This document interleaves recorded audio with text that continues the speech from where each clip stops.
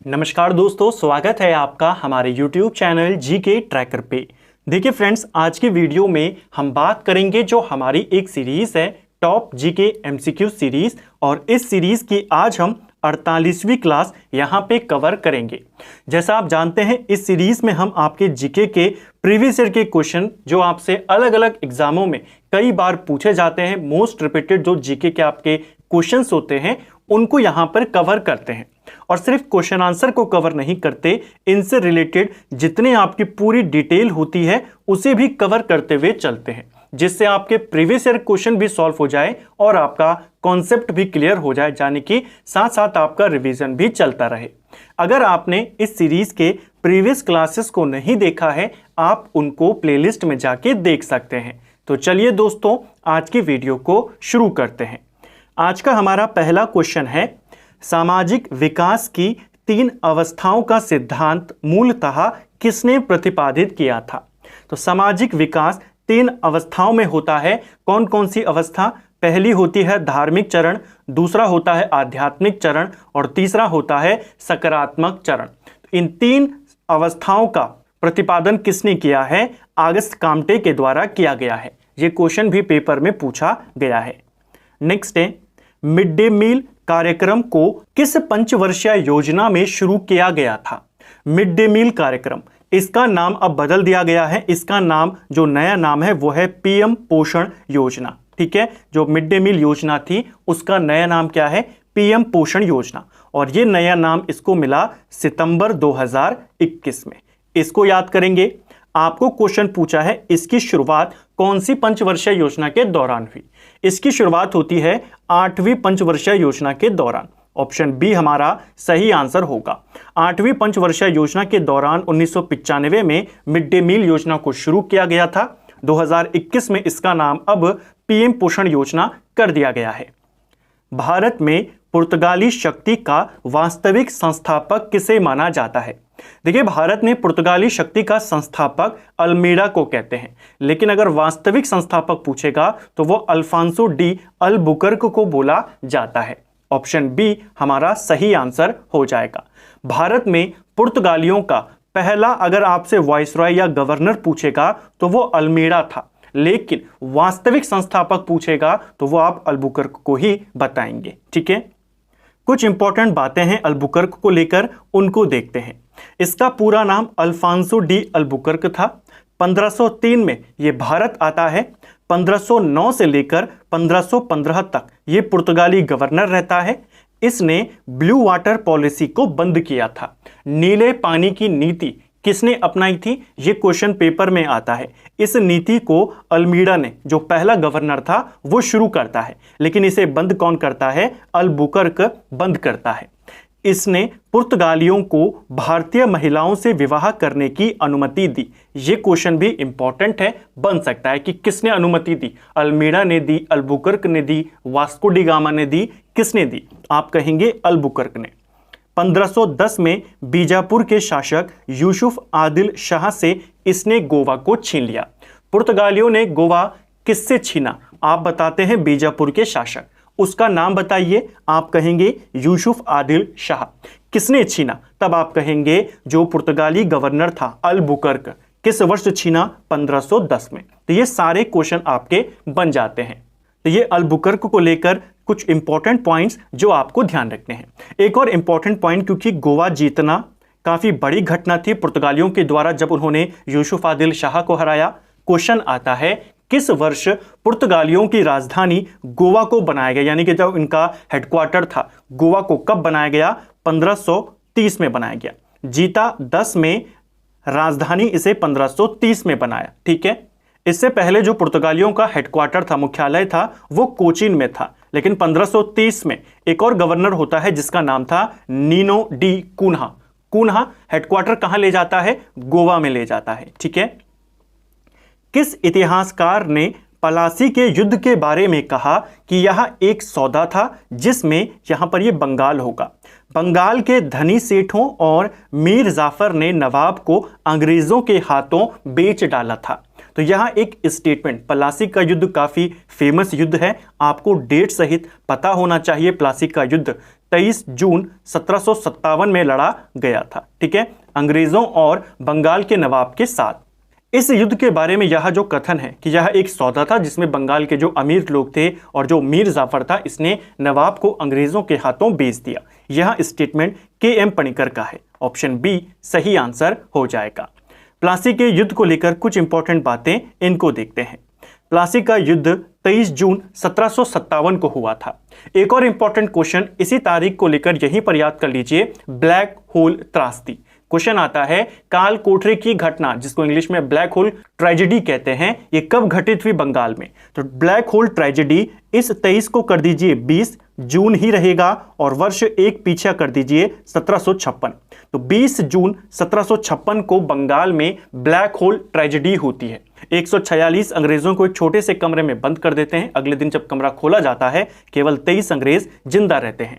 इसको बोला गया था ब्लैक होल ट्रेजेडी। तो दोनों तारीखें लगभग एक जैसी हैं, वर्ष पीछा कर देना है बस। यहां पर 1756 है, जून का महीना है, ये 20 जून का है, युद्ध आपका 23 जून का है। वापस आते हैं प्लासी के युद्ध पे। प्लासी का युद्ध 23 जून को लड़ा गया। प्लासी के युद्ध के समय जो बंगाल का नवाब था वो सिराजुद्दौला था। इसका सेनापति, उसका नाम था मीर जाफर, और मीर जाफर धोखा दे देता है सिराजुद्दौला को। ठीक है, ये संधि कर लेता है रॉबर्ट क्लाइव के साथ।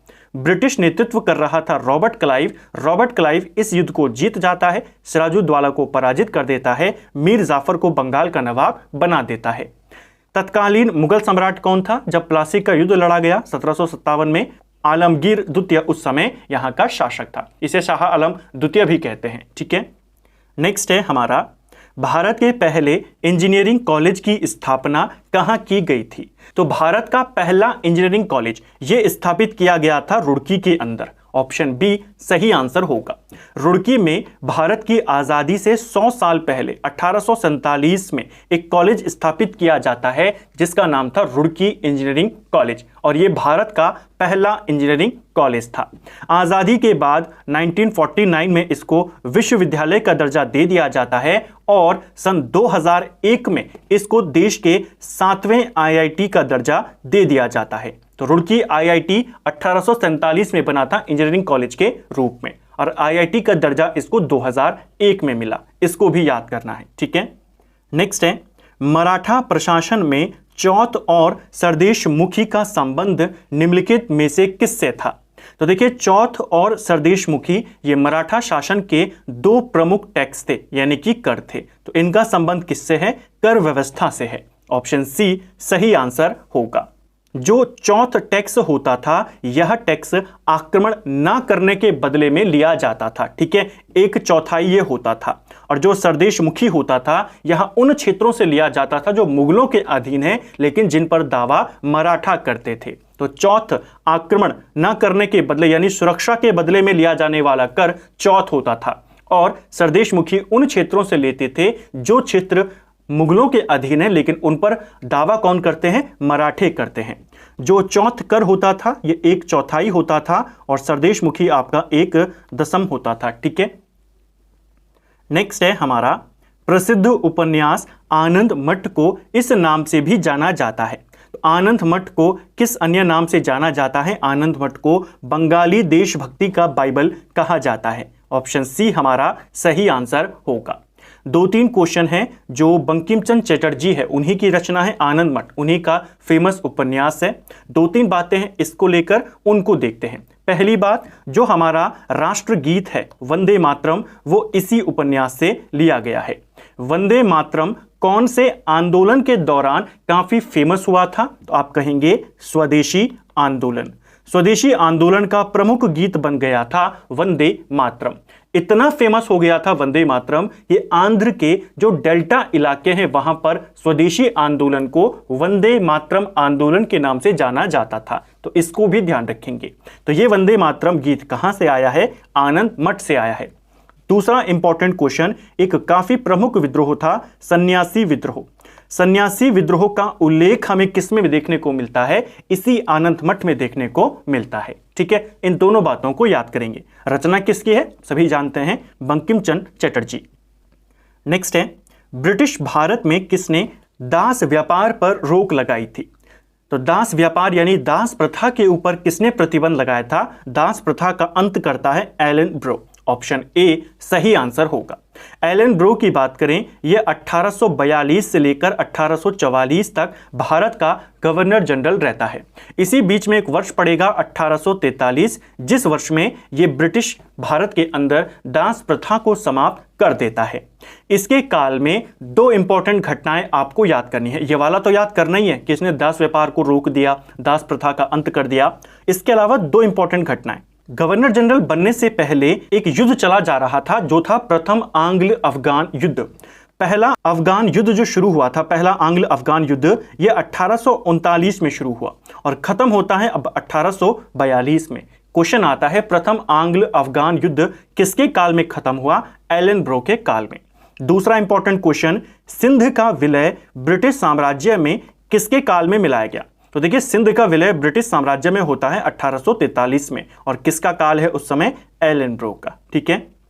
अलाउद्दीन खिलजी ने किसे राय रायन की उपाधि दी थी?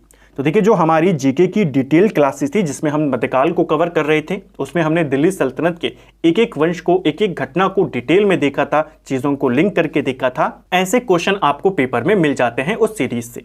राय रायन की बात करें, यह उपाधि अलाउद्दीन खिलजी ने जो राजा रामचंद्र थे इनको दी थी। ऑप्शन बी हमारा सही आंसर होगा। राजा रामचंद्र की बात करें, ये देवगिरी के शासक थे। देवगिरी पर अलाउद्दीन खिलजी के द्वारा 2 बार आक्रमण किया जाता है। पहली बार आक्रमण 1296 में करते हैं, तब राजा वहां का रामचंद्र था। इसको खिलजी पराजित कर देता है और फिर इनसे टैक्स लेना शुरू करता है। कुछ समय के बाद ये टैक्स देना बंद कर देते हैं। अलाउद्दीन खिलजी के द्वारा 1307-8 में दोबारा से आक्रमण किया जाता है देवगिरी के ऊपर और जो रामचंद्र थे इनको लेकर दिल्ली लाया जाता है। दिल्ली में दोबारा से इनकी बातचीत होती है। अलाउद्दीन खिलजी को ये स्वीकार कर लेते हैं कि हम आपको टैक्स देंगे और इसी समझौते के बाद अलाउद्दीन खिलजी इनको राय रायन की उपाधि देता है। तो इन दोनों बातों को आपने याद करना है, क्योंकि एक तो खिलजी पहला शासक था जिसने दक्षिण भारत में विजय प्राप्त करी और देवगिरी पहली जगह है जहां पर खिलजी ने आक्रमण किया और 2 बार आक्रमण किया। पहली बार खुद करता है 96 में, दूसरी बार मलिक कफूर को भेजा जाता है। तो देवगिरी इंपॉर्टेंट है, यहां का राजा इंपॉर्टेंट है, इनको दी गई उपाधि इंपॉर्टेंट है। ठीक है। नेक्स्ट है हमारा हुमायूं नामा निम्नलिखित में से किसकी रचना है? तो कल भी हमने देखा था मुगलों की जो आपके आत्मकथा हैं, जो शुरुआत के 6 शासक हैं वो पूछे जाते हैं। हुमायूं नामा किसकी है? गुलबदन बेगम की है। Option C. वैदिक देवता मित्र, वरुण, इंद्र, नासत्य के नाम किस अभिलेख में मिले हैं? तो देखिए, काफी फेमस अभिलेख है बोगासकोई अभिलेख। बोगासकोई अभिलेख 14वीं सदी पूर्व का अभिलेख है। यह अभिलेख हमें एशिया माइनर से प्राप्त हुआ है। तुर्की के अंदर एक पठार है जिसे अनातोलिया का पठार कहते हैं, वहीं से यह अभिलेख मिला है। इस अभिलेख में 4 वैदिक देवताओं के नाम हैं। कौन कौन है वो 4? मित्र, इंद्र, वरुण और नासत्य। और इसी अभिलेख से ये बात हमें पता चली कि जो आर्य लोग थे ये मध्य एशिया से, ईरान की साइड से भारत आए थे। तो इसको आपने याद करना है, काफी इंपॉर्टेंट ये अभिलेख है। ठीक है। प्रसिद्ध बौद्ध विद्वान वसुमित्र किसके शासन काल से संबंधित थे? वसुमित्र की बात करें, ये आपके कनिष्क के शासन काल के हैं। ऑप्शन डी सही आंसर होगा। क्यों है कनिष्क के शासनकाल के? कल हमने देखा था कनिष्क के शासनकाल में चौथी बौद्ध संगति का आयोजन होता है 78 ईस्वी के अंदर। यह जो बौद्ध संगति थी यह कश्मीर के कुंडल वन में आयोजित की जाती है और इस संगति की अध्यक्षता कौन करते हैं? वसुमित्र करते हैं। तो ये किसके समकालीन थे? कनिष्क के समकालीन थे। ठीक है। नेक्स्ट है हिरण्यकर कैसा कर था? तो देखिए, हिरण्यकर की बात करें, पहले तो ये किस काल का है? हिरण्यकर आपके मौर्य काल का है। मौर्य काल का ये फेमस कृषि कर था। ऑप्शन सी सही आंसर होगा। ये क्वेश्चन उत्तराखंड में पूछा गया है। तो हिरण्यकर मौर्य काल का एक कृषि कर था। मौर्य काल में अनाज के बदले जो टैक्स लिया जाता था, जो नगद लिया जाता था, उसे हिरण्यकर कहा जाता था। तो यह एक प्रकार का नगद कर था जो अनाज के बदले में लिया जाता था, नगद के रूप में लिया जाता था। ठीक है। नेक्स्ट है निम्नलिखित में से दशराग युद्ध का उल्लेख हमें किससे प्राप्त होता है? तो दशराग युद्ध जो हुआ था, 10 राजा और दूसरी तरफ राजा सुदास थे, यह युद्ध हमें पता चलता है ऋग्वेद के 7वें मंडल से। Option C. निम्नलिखित मगध राजवंशों को कालक्रम अनुसार व्यवस्थित करें। तो इन वंशों को लगाना है, पहले कौन सा वंश आया और फिर कौन सा वंश आया। इन चारों में सबसे पहले आया है हर्यक वंश। हर्यक वंश के बाद आया था आपका नंद वंश, यानी 1 नंबर हो जाएगा। इसके बाद आया था मौर्य वंश और फिर आया था आपका शुंग वंश। 4 1 3 2 इसका सही आंसर होगा। 4 1 3 2 ऑप्शन सी हमारा सही उत्तर यहां पे हो जाएगा। ठीक है। किसी गिरफ्तार व्यक्ति को न्यायालय के सामने प्रस्तुत करने हेतु न्यायालय कौन सी रिट जारी करेगा।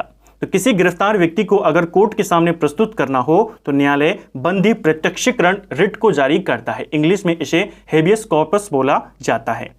लोक लेखा समिति के संदर्भ में निम्नलिखित में से कौन सा कथन सही नहीं है। तो चलिए स्टेटमेंट के बारे में पढ़ते हैं लोक लेखा समिति के। इसमें कुल 22 सदस्य होते हैं, बिल्कुल सही है। 15 आपके लोकसभा से होते हैं और 7 आपके राज्यसभा से। इसमें लोकसभा और राज्यसभा दोनों के सदस्य हैं, तो बिल्कुल दोनों के हैं। लोकसभा के 15, राज्यसभा के 7। कोई मंत्री लोक लेखा समिति का सदस्य नहीं हो सकता, यह भी बिल्कुल सही है। लोक लेखा समितियों में जो सदस्य होते हैं वो सारे गैर मंत्री होते हैं। ठीक है। लोक लेखा समिति का कार्यकाल 2 वर्ष का होता है, ये वाला पॉइंट आपका गलत है।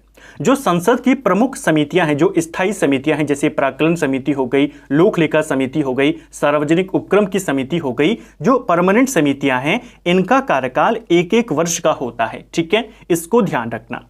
नेक्स्ट है, कल्याणकारी राज्य की अवधारणा संविधान में कहां पर निहित है। तो कई बार इस क्वेश्चन को देखा है। कल्याणकारी राज्य की अवधारणा नीति निर्देशक तत्वों में है। ऑप्शन सी सही आंसर होगा। किस समिति की रिपोर्ट के आधार पर मूल कर्तव्यों को संविधान में शामिल किया गया था। तो मूल कर्तव्य हमारे संविधान के भाग 4 क में है, आर्टिकल 51 क में है और इनको शामिल किया गया था 1976 में। इनको शामिल किया गया जब 42वां संशोधन किया गया। किसकी समितियों पर, किसकी सिफारिश पर? स्वर्ण सिंह समिति की सिफारिश पर। एक पेपर में क्वेश्चन आया था कि जो 42वां संशोधन हुआ इसकी सिफारिश किसने करी थी, किसकी सिफारिशों पे हुआ? समिति। तो भी आंसर क्या था? स्वर्ण सिंह समिति। ठीक है। रेड इंडियन जनजाति निम्नलिखित में से कहां की मूल निवासी है। तो रेड इंडियन अमेरिका की मूल निवासी है, खासकर उत्तरी अमेरिका की। ठीक है। क्षेत्रफल के आधार पे सबसे बड़ा स्थलरुद्ध देश कौन सा है? स्थलरुद्ध देश वो होता है जिसके चारों ओर समुद्र नहीं है, जैसे नेपाल हो गया। ठीक है, इसके साथ कोई भी समुद्र नहीं लगा हुआ। अफगानिस्तान हो गया, कजाकिस्तान हो गया। तो सबसे बड़ा स्थलरुद्ध देश, लैंड लॉक्ड कंट्री जिसको कहते हैं, वो आपका कजाकिस्तान है। Option A. पंचभद्रा झील किस राज्य में स्थित है? पंचभद्रा झील की बात करें, यह झील राजस्थान में पड़ती है। ऑप्शन ए सही आंसर होगा। स्टैचू ऑफ पीस भारत के किस राज्य में अवस्थित है? तो देखिए, स्टैचू ऑफ पीस की बात करें, 2-3 स्टैचू हैं जिनके नाम एक जैसे। एक है आपका स्टैचू ऑफ पीस, एक है स्टैचू ऑफ यूनिटी और एक है स्टैचू ऑफ इक्वालिटी। ठीक है, तीनों के बारे में बात करेंगे। जो स्टैचू ऑफ पीस है आपका, ये राजस्थान में है। जो आपका स्टैचू ऑफ यूनिटी है, ये आपके गुजरात में है। और जो आपका स्टैचू ऑफ इक्वालिटी है, ये आपके तेलंगाना में पड़ता है। ठीक है, तो तीनों को याद करेंगे। पीस राजस्थान में है, यूनिटी गुजरात में है और इक्वालिटी तेलंगाना में है।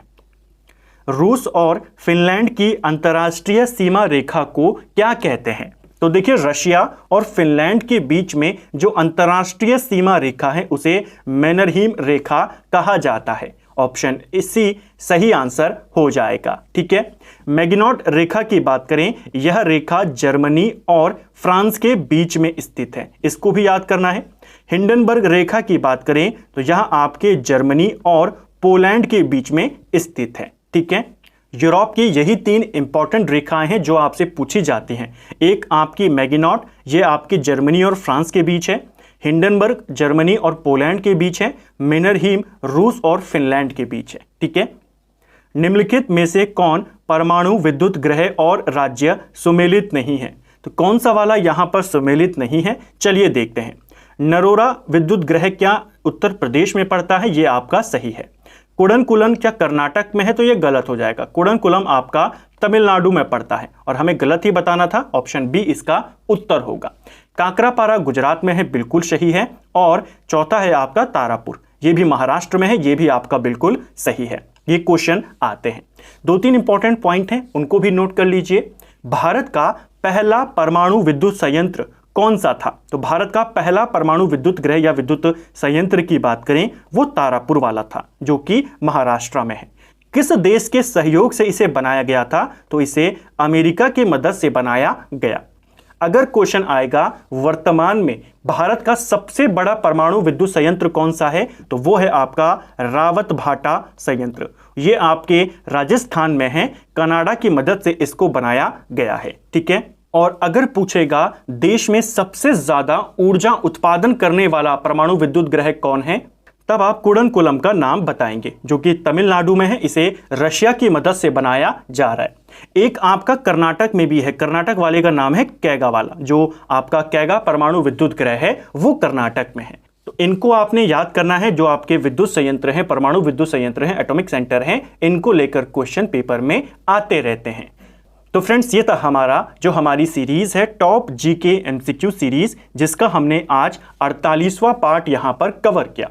इस सीरीज के प्रत्येक वीडियो में हम सभी ऐसी एमसीक्यूज को यहां पर कवर करते हैं, उनको डिटेल के साथ देखते हैं, कॉन्सेप्ट को क्लियर करने का प्रयास करते हैं, ताकि एक जैसे क्वेश्चन आपके एक साथ क्लियर हो जाएं, आपका रिवाइज भी हो जाए और आपको अदर सोर्सेस से इनकी एक्स्ट्रा जानकारी ना लेनी पड़े, सारी जानकारी आपको एक जगह पर मिल जाए।